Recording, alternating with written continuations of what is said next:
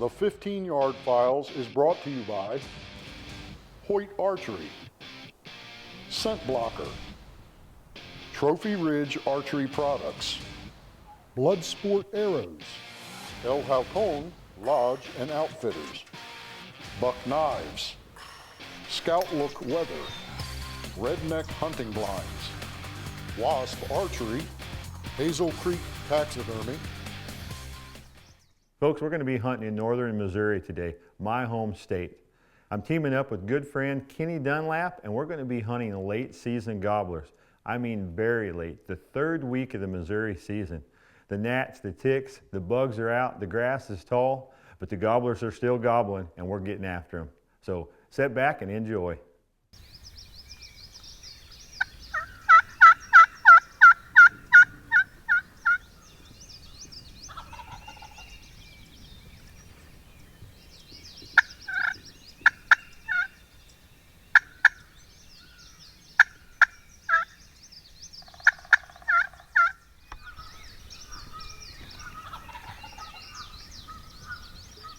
Those turkeys were hammering on the roost. Me and Kenny, we called to that turkey for 2 hours, but he wouldn't budge.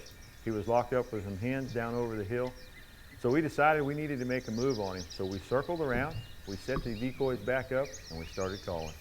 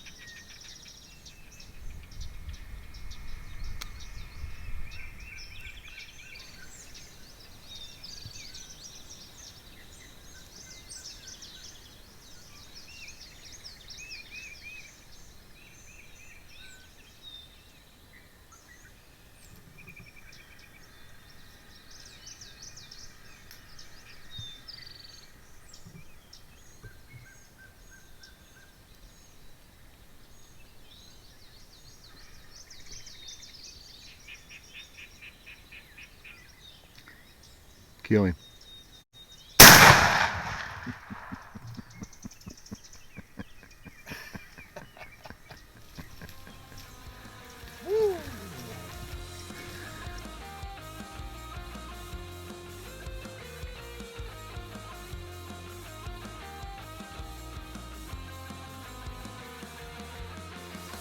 Buddy, that was a good hunt, huh? Oh, wow. It was a real hunt, and a hot hunt. It was hot.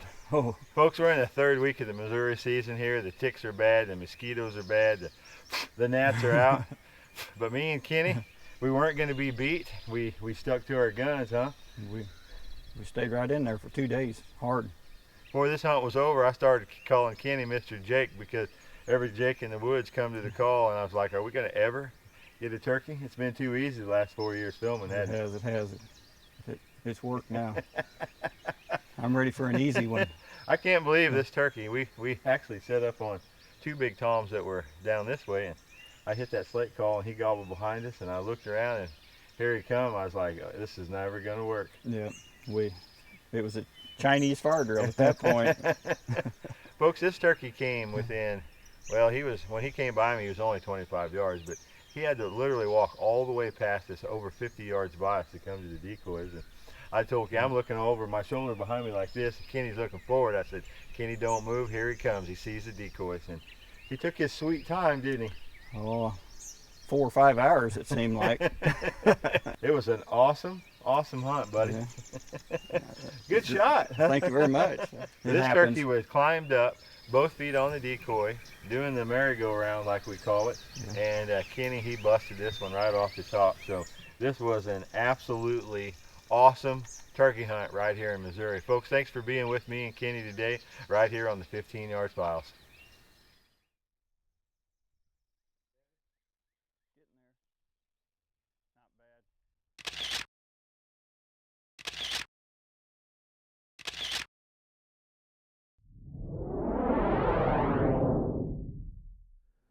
Well, you can see Kenny had an amazing hunt. Anytime you can get an old gobbler in the late season to come in and jump on your decoy, both feet on top, spin it around like a merry-go-round, folks, you know you've won the turkey calling game. So let's talk about the tips and strategies of why Kenny was successful. We live in northern Missouri and we have a lot of long hills and a lot of big draws. So I want to tell you about marking a turkey. I grew up my whole life and everyone always says, make sure you mark that gobbler in the morning.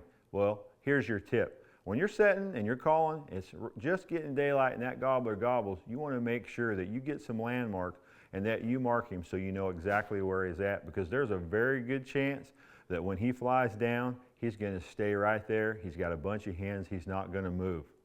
All right? And you're going to have to move in on him. So folks, make sure you mark your gobbler. And that's exactly what me and Kenny did on this situation.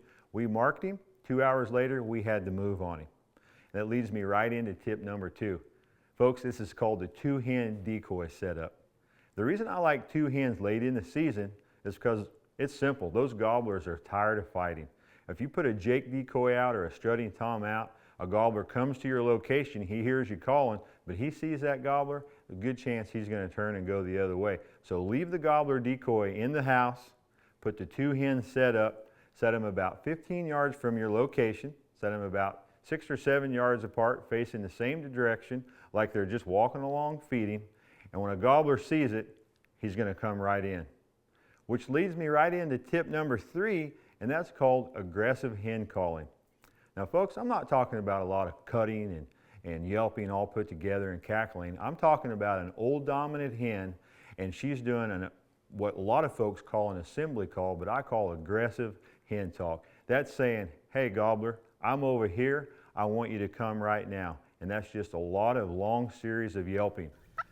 And I like to do that maybe once every 10 or 15 minutes, and I'll just quit calling and wait. And once a gobbler starts gobbling to me, I'll only call to him a couple times, and then most of the time, he'll be right in my spread. Folks, if you try these strategies, mark your gobbler, do the 2 decoy hens set up, and do dominant hen calling, I know you're going to be more successful in the late season. Folks, don't forget to subscribe to the Bringin' It Home YouTube channel, and thanks for being with me today, right here on the 15-Yard Files.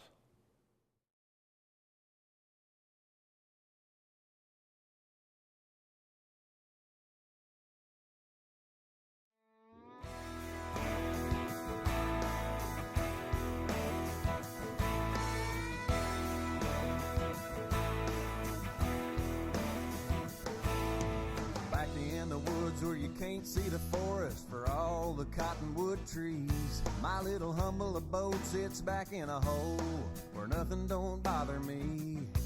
And in the spring of the year when the big birds strut, you can bet I'm gonna call. I'll be hunting tom turkeys and eating deer jerky that we killed back in the fall.